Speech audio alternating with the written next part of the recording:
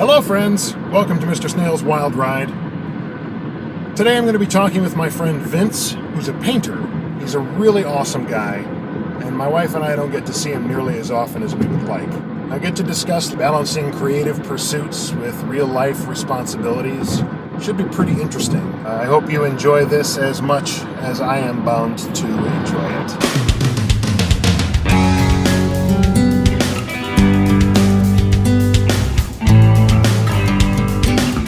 You went to art school. Your intention was to do what? In my mind, I was either going to teach or I was going to be working and exhibiting artist. You got a scholarship to go to art school, right? Yeah. So I mean, this wasn't like a complete fantasy. No, but it wasn't very practical. If I would have been smart, I probably would have gone for art education. My first job out of graduate school was bagging groceries at Ralph's grocery store in Del Mar, California. Why out in California? My parents had moved to California when I was in graduate school, and they were like, You're going to love it here. It was beautiful, sure. But I hated the young people I was meeting, the majority of them. What precipitated the return to the Midwest? First of all, I was living with my parents, and that's kind of uncool. I'd be sleeping, and the vacuum cleaner would be hitting my door, just like, I've had enough. I'm a grown man. I need to act like a grown man and just cowboy up and get out. I moved in with some friends, and two of my best friends married one another. They wanted me to live with them. So now it's Christmas in '94. I'm looking for jobs, and around the same time, it was going to be my first Christmas away from my parents. So my best friend's mom was like, why don't you have Christmas with us? So I was going to have Christmas with my buddy Fran and his mom. Great. So we bought gifts for each other and all that. He killed himself 2 days before Christmas. Yeah. So that's a whole big thing where I spent Christmas Day cleaning out his apartment and with some other friends and blah, blah, blah, blah. So that wasn't a whole lot of fun. No. And then right around the same time, my car decided to die as well. With my car dying, for me to get to work, I was walking to the bus, then taking the bus to the train, take the train to Northbrook. And then I'd had my bike chained up at my buddy's house in Northbrook. Ride my bike to Deerfield to my job at Bed Bath & Beyond, which is awesome. And then I'd ride my bike from Bed Bath & Beyond to my other part-time gig, which was at UPS. Then I would unload trucks part of the time, and then I would sort packages part of the time. It wasn't a very good year. And it took some self-medication. I got myself through. Did a lot of really scary artwork. I had to. Yeah. The one thing that kind of kept me together was painting.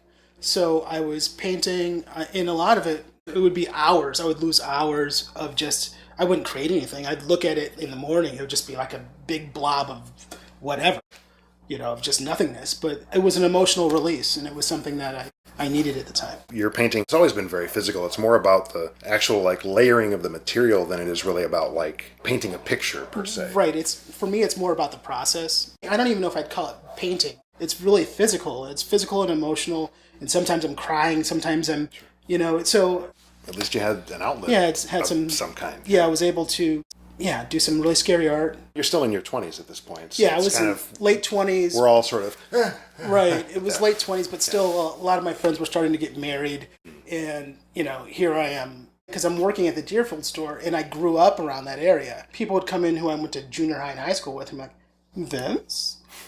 You're working in the linen store? And then, so one person would walk in, and next thing you know, it'd be like 3 other people. I heard from such and such that you were like, yeah. How can I help you? Yeah. Do you need a seat set, or what are you looking for here? If you want to talk, let's talk. It was like I was the like a zoo, like it was a zoo, and here we're going to look at right. I was the attraction. It's Vince. Oh my God, he was supposed to do so well for himself. Look at him now. So what changed that sort of that cycle that you were in there? Dumb luck. Throughout my whole life, I could have never have dreamt where my life was going to take me. If you would have told me when I lived in California that in a couple years I'd be working for a nonprofit teaching teachers how to teach art, I would have said, you're crazy. Like if you would have told me at 12 that I'd be married now with 3 girls and all, there's no way. I met really awesome people. I was always working creatively. Creative thinking kind of got me through into a lot of my job positions. I never wanted to work a job that could anyway hurt someone else, or like I didn't want anything that I did to have any remnant of it to be able to harm somebody else. Mm-hmm. So that's why most of the jobs I've had have been pretty low as far as salary. I've worked in a lot of nonprofits. And even when I was working in the grocery store, and I probably shouldn't say this, I was working in the grocery store and I was working nights, and there was a lot of waste. They would throw a lot of things out, and there was a huge homeless population in Southern California, and there was a lot of immigrants, some undocumented. And so what I would do, like when I was taking out the trash, I realized that there was people waiting out of the trash to go through. So I started just taking out crates of food, like stuff like if they had a crate of strawberries and the first strawberry on top was moldy, they threw out the whole crate. So instead of throwing it away, I would just put it all in grocery carts and wheel it out and give it to the people who are waiting by the dumpster. Because they're just going to go through the garbage anyway. Right. So put it in the trash bag. It seemed like kind of inhumane. So and actually there was people from soup kitchens who would come and wait, and they were rooting through the trash. So I just started bringing shit out, because I'm like, if you're going to throw this away because it's dated, like a week out of code, I just started wheeling it out. As far as the jobs, I got really lucky I was working in Creating Pride. That was the organization where they were teaching teachers how to teach art in high-risk areas. They didn't have art teachers, so they were like, well, they don't have art teachers, so we'll teach the teachers how to do it.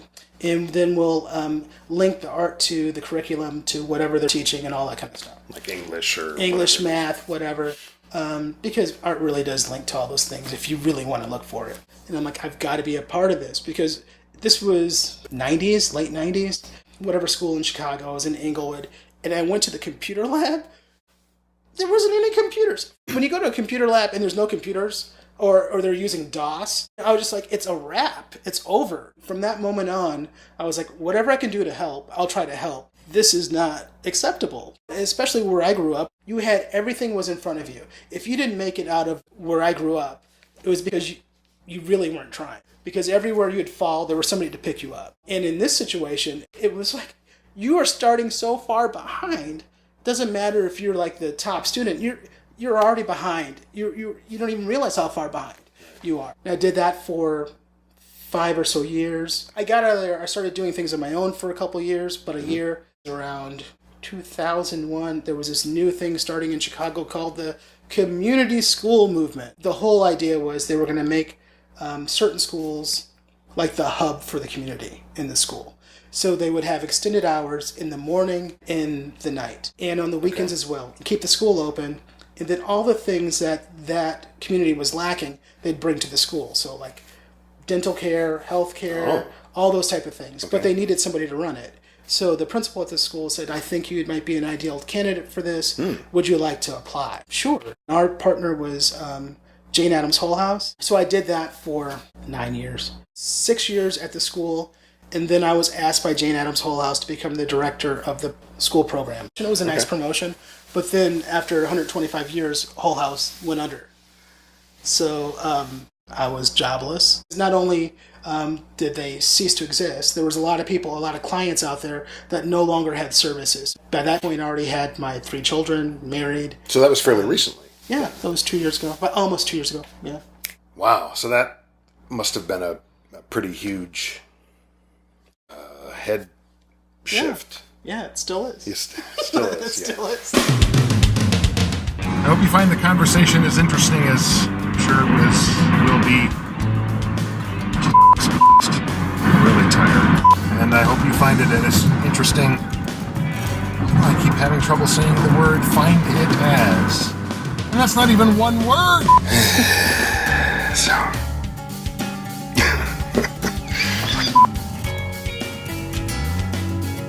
I should have curled my mustache.